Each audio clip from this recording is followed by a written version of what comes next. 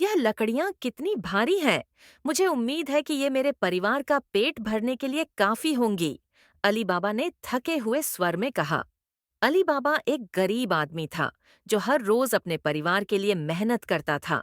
वह एक साधारण जीवन जीता था, न ही कभी धन की कामना रखता था, न ही रोमांच की। वो क्या है? धूल का गुब्बार हमारे तरफ बढ़ रहा है, अली बाबा ने जिज्ञासा से पूछा। अपने दृष्टि बिंदु से अली बाबा ने देखा कि 40 घुड़सवार, सभी भयंकर और भारी हथियारों से लैस, एक बड़ी चट्टान के पास आ रहे हैं। ताजमहल खोलो! चोरों के कप्तान ने आदेशपूर्ण स्वर में कहा। चोरों के कप्तान ने एक अनजाना शब्द कहा। जैसे ही वह बोलना समाप्त करता है, चट्टान सरक कर गुफा के प्रवेश द्वार को उजागर करता है। ताजमहल बंद करो! चोरों के कप्तान ने फिर से आदेश दिया। कुछ समय बाद चोर बाहर आते हैं, उनके घोड़े खजाने से लदे होते हैं। कप्तान फिर से एक शब्द कहता है और गुफा फिर से बंद हो जाती है। ताजमहल खोलो! डर और उत्साह से कांपते हुए अली बाबा ने वह शब्द कहा जो उसने सुना था। उसके विस्मय के लिए चट्टान खुल गई। अविश्वसनीय! मैंने कभी इतना खजाना नहीं देखा है, अली बाबा आश्चर्यचकित होकर बोला। गुफा में अनकहा धन भरा हुआ था। अली बाबा को पता था कि उसे कुछ लेना होगा, लेकिन यह भी जानता था कि उसे सावधान रहना होगा। ताजमहल बंद करो! अली बाबा ने खुद को मुक्त करते हुए कहा। सिर्फ उतना ही लेते हुए जितना उसे जरूरत थी, अली बाबा ने गुफा को बंद कर दिया और घर लौट गया। उसका दिल डर और खुशी के मिश्रण से धड़क रहा था। अली बाबा, तुम्हें यह सोना कहाँ से मिला? उसकी पत्नी आश्चर्यचकित होकर पूछा। मेरी प्यारी, मुझे एक गुप्त गुफा मिली है जो खजाने से भरी है, लेकिन हमें सावधान रहना होगा। यह चोरों का है, अली बाबा गंभीरता से बोला। भाई, मुझे तुम्हारा तराजू उधार चाहिए, हमें कुछ मापना है, अली बाबा की पत्नी ने अनिश्चितता जाहिर की। अली बाबा की पत्नी उनके नए धन की सटीक मात्रा जानने के लिए उत्सुक उनके अमीर भाई कासिम के पास मापने का तराजू उधार लेने गई। बेशक भाभी, आप मेरा तराजू उधार ले सकती हैं, लेकिन आपको मापने के लिए क्या चाहिए होगा? कासिम ने घृणात्मक स्वर में कहा। कासिम, हमेशा संदिग्ध और लालची, तराजू के निचले हिस्से पर मोम लगाकर उम्मीद करता है कि वह अपने गरीब भाई द्वारा मापने वाली चीज का पता लगा सके। अली बाबा, तुम्हें यह सोना कहाँ से मिला? मुझसे झूठ मत बोलो, कासिम ने आरोप लगाते हुए कहा। अपने भाई के नए धन से क्रोधित कासिम ने अली बाबा का सामना किया, उसकी धन संपत्ति का स्रोत जानने की मांग की। ठीक है कासिम, मैं तुम्हें बताऊंगा, लेकिन तुम्हें इसे गुप्त रखने का वादा करना होगा। एक गुफा है, एक गुफा धन से भरी हुई है, अली बाबा संकोचपूर्ण स्वर में बोला।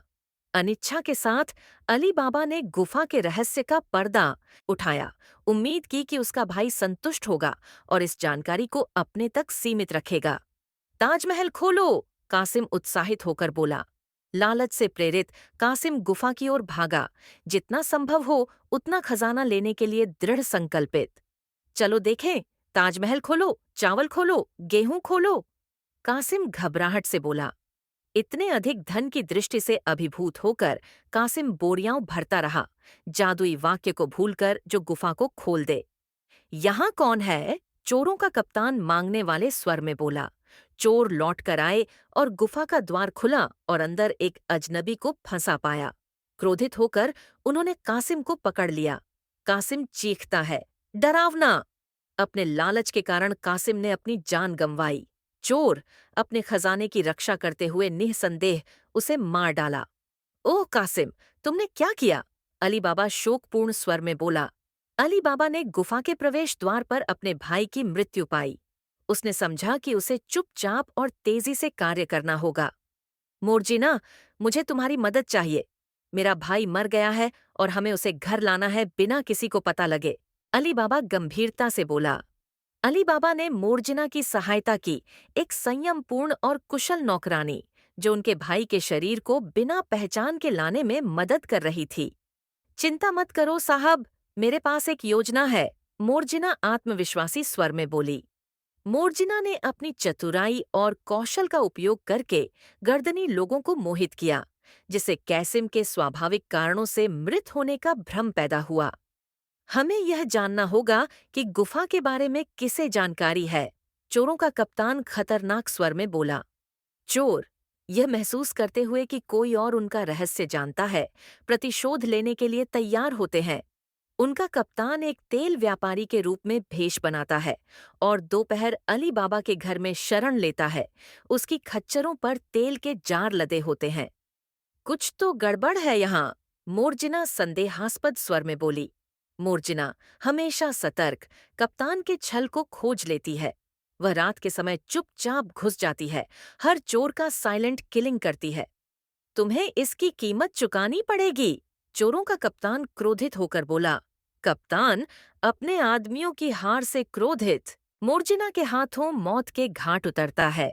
वह उसकी वफादारी और बहादुरी के लिए पुरस्कृत की जाती है और अली बाबा और उसका परिवार खुशी खुशी रहकर खजाने का बुद्धिमानी से उपयोग करते हैं और जरूरतमंदों की सहायता करते हैं।